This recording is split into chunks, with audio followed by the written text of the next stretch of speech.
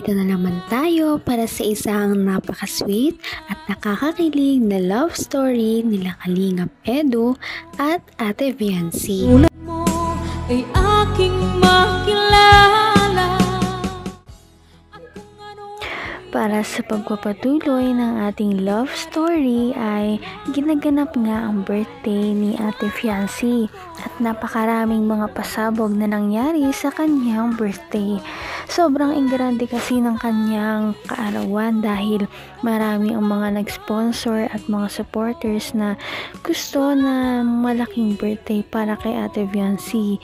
Kaya naman lahat sila ay nag-ambagan para naman ang birthday ni Ate Viancy ay maging masaya.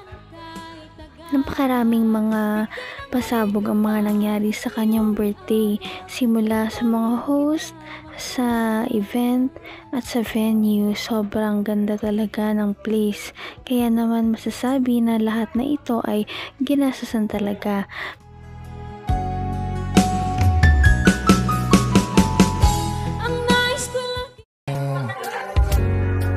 That every time you look at me with those eyes, everything inside my head goes blank. I wanna tell you but I don't know what to say. But please don't go. Don't you go leaving me all alone. The things that I do just to keep you close. Ladies and gentlemen, para kompletuhin po ang mga espesyal na lalaki sa kanyang buhay,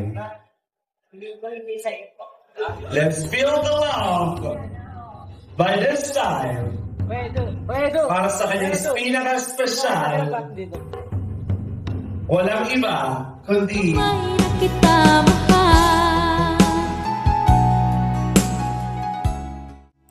Kahit nga hindi po ito debut ni Ate Viancy ay talagang sobrang nakaka-excite ang mga nangyayari.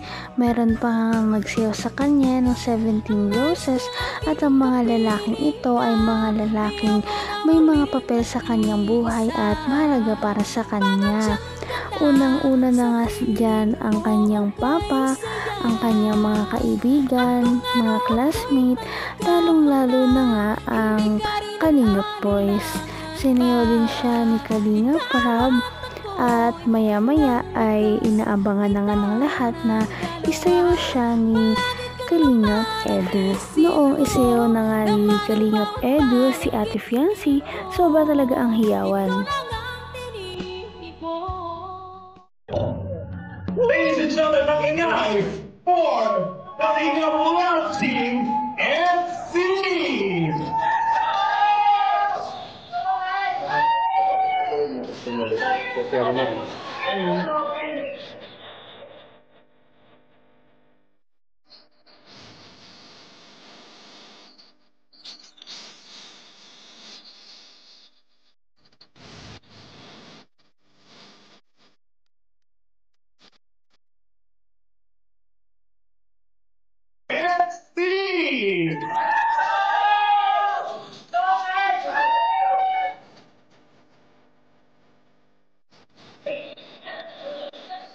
Enjoy the moment.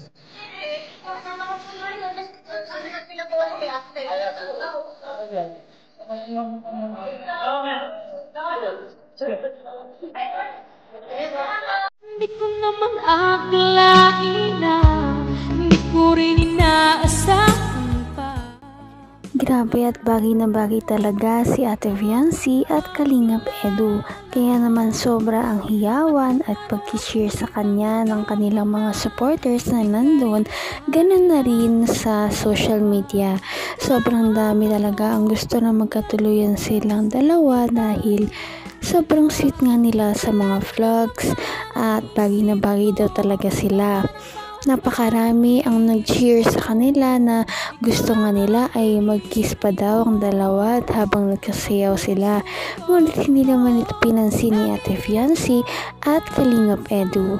At ang ginagawa nila ay pag-enjoy lamang sa mga moment na nagkasayaw silang dalawa. Iyo'y abot kita mahal.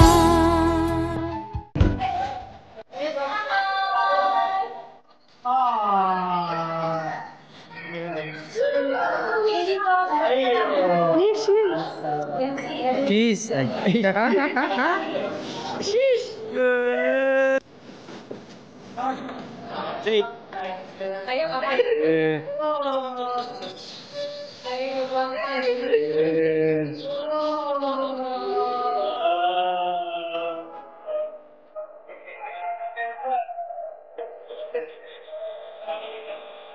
Ay, grabe! Di mo matatapos yun?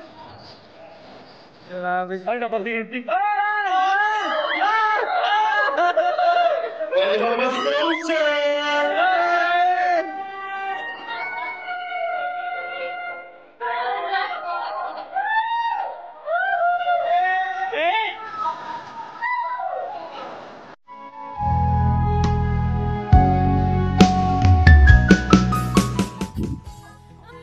Ano na kaya ang tunay na status ng relationship ni Kalingap Edu at Ate Fiancee?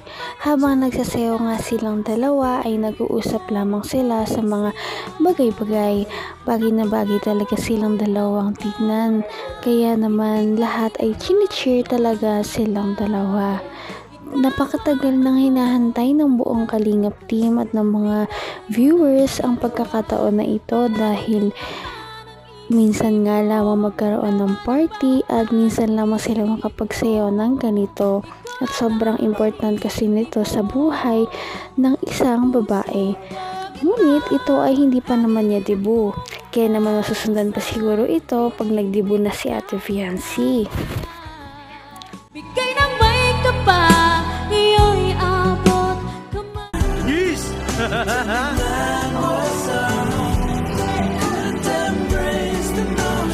Pwede ba kami maka-request ng Eye to Eye conversation?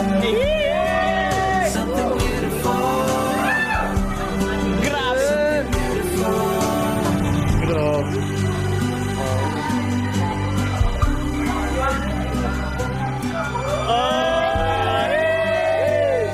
May drama yun, di ba? May drama. You are my everything.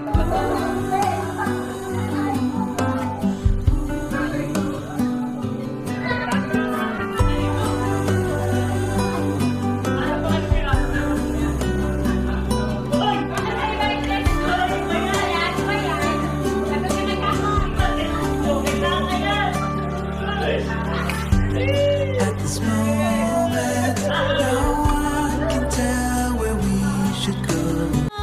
Hindi ka rin nag-alinlangan pa. Parang isang prinsesa talaga si Ate Fiancee. Sobrang ganda niya talaga sa kanyang sinuot na gown na bigay sa kanya ng kanyang mga sponsors. At parang prinsipe din naman si Kalingap Edu sa kanyang suot. Kaya bagay na bagay talaga ang dalawa. Sigurado na hindi makakalimutan ni Ate Fiancee ang araw na ito dahil sobrang maaalala niya ang ganitong klaseng memories sa kanya dahil lahat ng nangyari noong araw na yun ay sobrang saya. Papanood pa natin ang ilan sa mga nangyari at mga highlights ng birthday ni Ate Fiancee pagkatapos ng ating video na ito na i-upload natin sa mga susunod.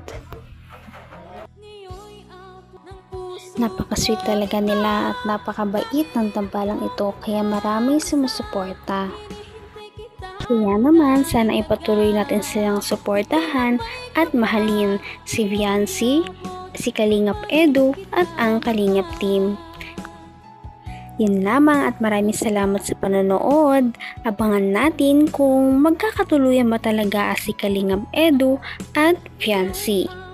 Hanggang sa muli! Bye!